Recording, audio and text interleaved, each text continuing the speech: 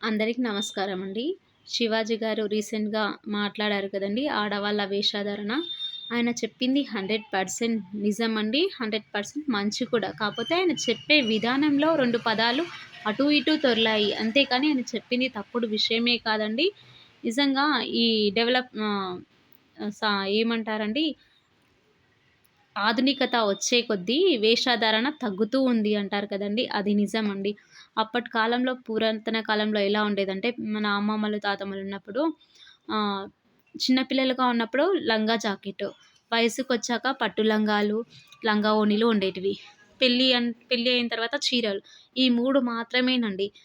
ఇందులో అసలు ఇలా తప్పులు వెతకడానికి కూడా లేకుండా నిండుగా ఏ బట్టలు ఉన్నా సరే పట్టు లంగా నిండుగా ఉండేది. లంగా ఓణి నిండుగా, చీర నిండుగా చాలా బావుండేటివండి. ఈ ఫ్యాషన్ అనుకుంటూ వస్తూ పెరిగే నిండుగా ఉన్న బట్టలని సగం కట్ చేసుకుంటూ క్రాప్ టాప్స్, సగం సగం కట్ చేసుకుంటూ లాస్ట్ బికినీ వరకొచ్చాయి కదండీ! అందుకే ఈ ఇష్యూస్ వస్తున్నాయండి. నిండుగా ఉన్నప్పుడు బట్టలు మన భారతదేశ వస్త్రధారణే పట్టు లంగా ఇవి. కాపోతే కంఫర్ట్స్, డ్యూటీ చేస్తున్నారు. అందరూ జాబ్ చేస్తున్నారు. చేసే పనిని బట్టి మా వేషధారణ మార్చుకుంటూ ఉంటున్నామండి. అంతేకానీ వేషధారణ మనకి కంఫర్ట్‌గా ఉండాలి. అంతేకానీ అవతల వారికి వేలెత్తి చూపే విధంగా ఎప్పుడు ఉండకూడదండి.